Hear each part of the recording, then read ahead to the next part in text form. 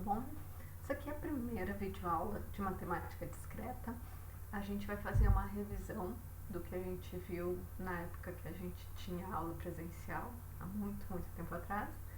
E a primeira aula de revisão é sobre técnicas de demonstração. Então, lembrando, se eu quero demonstrar alguma coisa, geralmente a gente quer demonstrar um teorema, a gente chama de teorema tudo aquilo que a gente vai demonstrar na matemática, tá? E os teoremas nada mais são do que sentenças do tipo se P, então Q. Aqui. Onde P é a minha hipótese e Q é a minha tese. E eu quero demonstrar que, caso eu tenha P, então eu consigo chegar à consequência de Q. Tá? Então, a demonstração são sequência de sentenças lógicas que vão seguir a partir dessa hipótese de P, e todas essa sequência vai ser justificada por passos lógicos, por teoremas antes demonstrados, por definições, para então chegar na conclusão que. Então, quando eu estou com algum problema matemático, alguma coisa que eu quero verificar, né, se isso vale ou não, né, primeira coisa é, dada uma sentença, uma afirmação, será que aquilo é verdadeiro ou é falso? Será que eu tenho que demonstrar que aquilo de fato ocorre? Ou se é falso, portanto, eu tenho que mostrar que isso não é verdade também. Então, primeiro, depende da afirmação. Por exemplo, aqui, essa afirmação aqui que eu coloquei de exemplo, né, é uma afirmação em para todo número natural, eu quero saber se o fatorial de um número é sempre menor ou igual que esse número elevado ao cubo. Isso é um conectivo universal, certo? Então, se isso é verdade, não vai ter nenhum natural em que isso é falso. Então, se for verdadeiro, no caso de uma afirmação universal, eu tenho que demonstrar a verdade dessa afirmação. Caso isso é falso, eu tenho que mostrar um contra-exemplo. Basta um número n que falsifica essa afirmação aqui, daí eu tenho demonstrado que essa afirmação é falsa. Se por um acaso aquilo que eu estou querendo verificar, demonstrar, for algo a partir de um conectivo existencial, né? Existe um x tal que p de x, daí para demonstrar um existencial, basta mostrar algum cara, algum objeto, algum elemento que satisfaça essa propriedade P. Agora, falsificar um existencial, daí eu tenho que mostrar que, independente do cara que eu escolher, eu nunca vou conseguir fazer P. Então, óbvio, verificar se algo é verdadeiro ou falso, a gente vai depender de qual é, de fato, a afirmação. Tudo bem, mas vamos ver o que é que eu tenho que demonstrar e, dependendo do que é, a gente pode pensar em formas que talvez sejam mais fáceis, outras não. Então, se por um acaso que eu quero demonstrar é algo que é um C e somente C, né, um teorema da forma C e somente C, aqui, então geralmente o que vai acontecer é que eu preciso fazer duas demonstrações, né? Eu acabo tendo que provar a ida, né? Se P, então Q, e depois voltar, se Q, então P. Uma vez que eu sei somente C aqui, na verdade é isso, né? Se P, então Q, e se Q, então P. Tá? Algumas vezes se consegue provar um C e somente C de forma direta, fazendo passos sempre de biimplicações, mas é bem mais raro. Então, se viu uma biimplicação, provavelmente são duas provas. Outra coisa, geralmente exemplo não é prova, né? Então, ainda mais o que eu tinha dito antes, se é um quantificador universal, não adianta dizer, tá funcionando para esse caso aqui. Por exemplo, tá, esquece, já se faz um por exemplo é para dar uma ideia e tu ter uma intuição para depois fazer a prova geral, tá? A não ser que o que tu queres demonstrar existe um cara, tal. Daí sim, basta um cara que faça aquilo funcionar e daí isso vai ser sua prova. Por último, último dessas dicas é que, se por um acaso o que eu quero demonstrar tem um pequeno número de elementos, né, o meu universo é pequeno, ou então que eu consiga dividir o meu universo em casos e poucos casos, então eu posso fazer o que a gente chama de prova por exaustão, ou seja, fazer elemento a elemento, dizer, olha só, o meu conjunto aqui são só esses 3, 4 casos. Então, pro primeiro caso acontece assim e funciona, pro segundo caso funciona assim, funciona assim e tá bom. No terceiro caso, e assim vai, tá? Ok, dito isso, se eu tenho algo para demonstrar, e eu quero demonstrar que esse P, então, Q é um teorema, existem algumas técnicas, né? Algumas formas de fazer essa demonstração. E tá, qual que eu tenho que escolher? Depende daquilo que tu vai demonstrar. Para algumas afirmações, um tipo de técnica fica bem mais rápido do que outros. Então, é só na tentativa e erro e no conhecimento geral dos fatos, do que se sabe, que a gente consegue de fato saber, olha, vai ser assim. Não existe uma receita de bolo que, dada um problema qualquer, existe uma forma que sempre vai fazer a demonstração, tá? Mas então, a gente vai ver aqui 3, tá? A prova direta, a prova por contraposição e a prova por redução ao absurdo. A prova direta, como o próprio nome diz, é direta, né? Eu quero mostrar se P, então, Q. Então, eu começo supondo P e vou seguindo por passos até que eu chego na conclusão Q. Beleza. Então, vamos fazer um exemplo aqui. E o exemplo é, a soma de 2 números ímpares é par. Tá, eu quero fazer partindo de P, então Q. Quem é P, quem é Q, né? Então, meu P é M e N são 2 números ímpares. Esse aqui é o meu P. E o Q é M mais N é par. Beleza. Vamos para a demonstração, então. Então, o meu P é M e N são ímpares, ou seja, dado M, um número ímpar, a gente vai escrever ele como 2K mais 1. E N, outro número ímpar, então 2J mais 1. Notem, M é um número, N é o outro, então por isso o K e o J podem ser diferentes, certo? Então a gente tem que K e J são números inteiros, tá? Então tá, supondo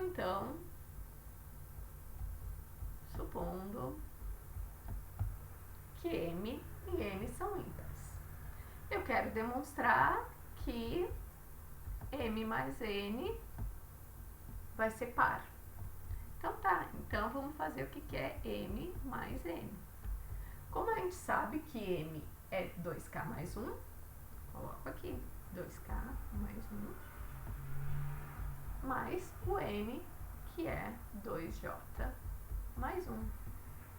Isso aqui, então, é 2K mais 2J mais 2. Ou seja, eu posso reescrever M mais N como 2 vezes K mais J mais 1. Se K e J são números inteiros, então K mais J mais 1 também é um número inteiro. Então, M mais N é 2 vezes um número inteiro, ou seja, é par. Ou seja, M mais N é par. E a gente provou de forma direta. Supondo que M e N são ímpares, a gente provou que M mais N é par. Beleza. Porém, nem sempre a forma direta é direta. que eu quero dizer com isso? A gente partindo de P pode andar, caminhar, fazer vários passos e não sair muito do lugar, não chegar muito próximo, não chegar naquilo que a gente quer, não chegar aqui, ou até chegar, mas demorar muito, ser bem complicado e ter aí várias coisas para percorrer. Então por que não tomar um atalho? Né? O que seria o atalho? Demonstrar P então Q de uma outra forma. É aquela história de tu olhar as coisas de um ângulo diferente. Então, eu quero mostrar P então Q. P então Q é uma fórmula lógica, que por sinal é equivalente a uma outra fórmula lógica, não Q, então não P. Então essas duas fórmulas são equivalentes. Lembrando lá de lógica, o que é duas fórmulas serem equivalentes? Elas terem a mesma tabela verdade. Lembram? Olha só, para P e Q verdadeiro, tanto P então Q quanto não Q então não P são verdadeiros. Para cada linha da tabela verdade, tanto de P então Q quanto de não P então não Q então não P, cada linha é igual uma à outra. Olha aqui. Por caso de falso também. Então elas coincidem em todas as linhas. Portanto, essas duas fórmulas são equivalentes, ou seja, se eu quiser demonstrar P então Q, eu não preciso, na verdade, eu não preciso demonstrar diretamente P então Q. Se eu demonstrar se não Q, então não P, eu vou estar também demonstrando se P então Q. E isso é a prova por contraposição. Tá? Quando é que eu uso a direta, quando é que eu uso a prova por contraposição? Depende. Olha para aquilo que tu tem que provar, vê, tenta fazer por uma, não conseguiu, tá estranho, tenta na outra. Ah, e não conseguiu nenhuma. Tem mais uma outra, tem mais outras tantas, na verdade. A gente aqui vai ver só três. Beleza, então vamos pro exemplo. O exemplo é provar que se n ao quadrado é ímpar, então n é ímpar. Então, se eu tiver um número que eu sei que é quadrado de algum outro, e isso for um número ímpar, então esse número que foi elevado ao quadrado é ímpar. Beleza? Então tá. A gente tem aqui que o que eu quero provar é se n ao quadrado é ímpar, então n é ímpar. O problema aqui é, eu começo dizendo que n ao quadrado é igual a 2k mais 1, e daí eu quero saber quem é n. Então eu pego 2k mais 1 e faço a raiz quadrada dele, e eu tenho que mostrar que isso é ímpar. E, céus, como é que a gente faz isso? Bom, então ao invés de fazer assim, que parece um pouquinho complicado, vamos olhar do outro jeito. Um dos outros jeitos, né? Um dos outros jeitos é por contraposição, que é a negação do que eu quero provar, do que eu quero chegar, eu suponho isso, e eu vou concluir a negação da minha hipótese. Tá? Então, vamos lá. Eu vou, para provar que se n ao quadrado é ímpar, então n é ímpar, eu posso provar que se não é verdade que n é ímpar, então não é verdade que n ao quadrado é ímpar. Beleza? E daqui eu vou fazer a prova direta. Então eu vou supor que n não é ímpar e vou chegar à conclusão que n ao quadrado também não é ímpar. Tá? Então, supondo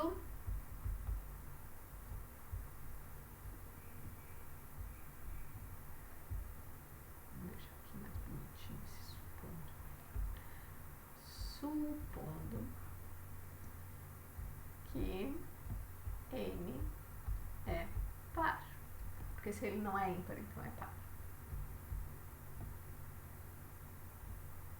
ou seja, n é igual a 2k para um k inteiro, certo? Eu tenho que mostrar que, uma vez que n não é ímpar, ou seja, é par, eu tenho que mostrar que n ao quadrado não é ímpar, ou seja, ele é par. Então, o que é n ao quadrado? É 2k ao quadrado, que também é chamado de 4k ao quadrado, que nada mais é do que 2 vezes 2k ao quadrado. Sendo que a gente sabe que k é um inteiro, e então 2 vezes k ao quadrado também é inteiro.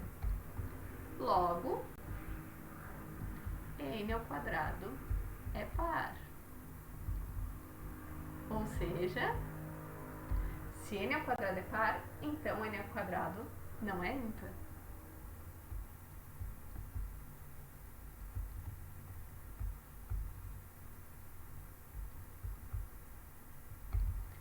O que eu provei então? Eu provei que se n não é ímpar, então n ao quadrado não é ímpar. Só que se eu provo isso, por contraposição, eu tenho que se n ao quadrado é ímpar, então n é ímpar. Vai em verde mesmo. Por contraposição, temos que se n ao quadrado é ímpar, então n é ímpar. Beleza? Ok. Por último, a última técnica das técnicas simples de demonstração é a redução por absurdo. De novo, a gente quer provar que se P então Q. Uma forma de provar é direto, né? Suponho P, chego em Q. Tá difícil. Ah, então eu faço por contraposição. Suponho não Q e chego em não P. Cuidem bem nisso, porque muitas vezes o pessoal se confunde nisso. Tá. Tem outra forma. Uma vez que se P então Q é equivalente a essa formulazinha aqui, tá? Onde F é o meu falso, tá? P então Q é equivalente a se P e não Q, então eu tenho falso. Isso aí vem da tabela verdade lá da implicação, né? Aqui, que a única linha em que se P então Q é falso é quando P é verdadeiro e Q é falso. Beleza. Então, a redução absurda é o quê? Eu suponho P e não Q. Com isso, eu tenho que encontrar um absurdo, eu tenho que encontrar o falso. Tá? Então, tá aqui. Eu suponho a hipótese e a negação da tese e eu chego numa contradição. Contradição como S e não S. Tá? Algo que a gente sabe que é falso. Então, eu consigo provar se P então Q. Exemplo, então. 0 é o único elemento neutro da adição dos naturais. O que eu quero dizer com isso? Somar qualquer número com 0 e qualquer número, 0 somado a qualquer número, dá esse outro número. O 0 não faz nada, ele é neutro. Tá? Mais do que isso é ser elemento neutro, mas mais do que isso, não existe outro elemento que seja neutro na adição também. Não tem outro elemento com essa propriedade de que eu vou somar qualquer outro número e ele não vai fazer nada. Então tá, eu vou reescrever então nessa forma de teorema, né, P então Q. Então meu P é 0 é elemento neutro da adição. E o Q ele é o único dos elementos neutros da adição. E eu vou fazer isso por redução ao absurdo, tá? Vou provar que zero é o único elemento neutro da adição, supondo que ele é um elemento neutro da adição e ele não é o único. Ou seja, existe mais um cara que se comporta como elemento neutro. E eu vou chamar esse cara de E.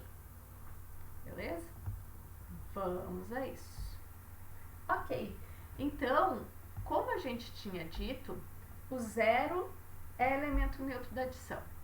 Então, o fato de zero ser elemento neutro da adição, eu tenho que qualquer que seja o natural, a gente vai ter que esse natural mais zero é igual ao natural e zero mais um natural, esse natural vai ser igual a esse natural, tá? Isso é do fato de que aqui, ó, que zero é um elemento neutro da adição, ok? Agora aqui a gente vai supor que zero não é o único elemento neutro, ou seja, a gente vai supor E um outro elemento neutro, ok? Então a gente vai dizer que E também é um elemento neutro. Então, para qualquer natural,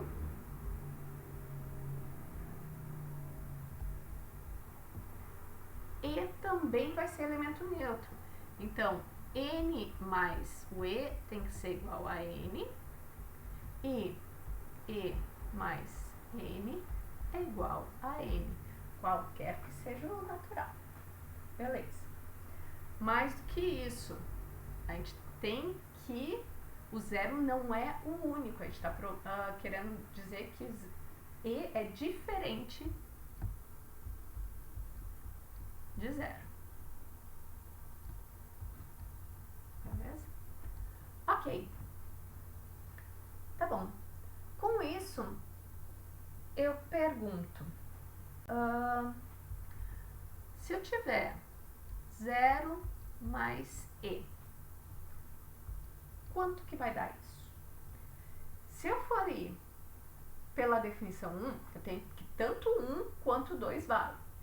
Por 1 aqui, por essa equaçãozinha aqui, ó, o meu, opa, não é essa, é essa aqui. O meu E é um N qualquer, ou seja, 0 mais E é o E. Certo? Beleza. E isso também é igual a E mais 0, por essa equaçãozinha aqui. Tá. Isso aqui tudo devido a 1. Agora, eu tenho também que 0 mais E é igual a 0. Por quê? Porque eu tenho que um número qualquer natural mais E é igual a esse número aqui. Então, isso vem daqui. Tá? E isso aqui é igual a E mais 0. Então, isso aqui é devido a 2. Bom, gente, se vocês verem uma coisa, né, dá pra notar algo interessante. Aqui eu tenho 0 mais E, aqui eu tenho 0 mais E. Né? Então, se eu digo que 0 mais E é igual a I e que 0 mais E é igual a 0, o que eu concluo? Eu concluo que E é igual a 0. Beleza? Não? Por que não? Porque eu tinha dito que E era diferente de 0.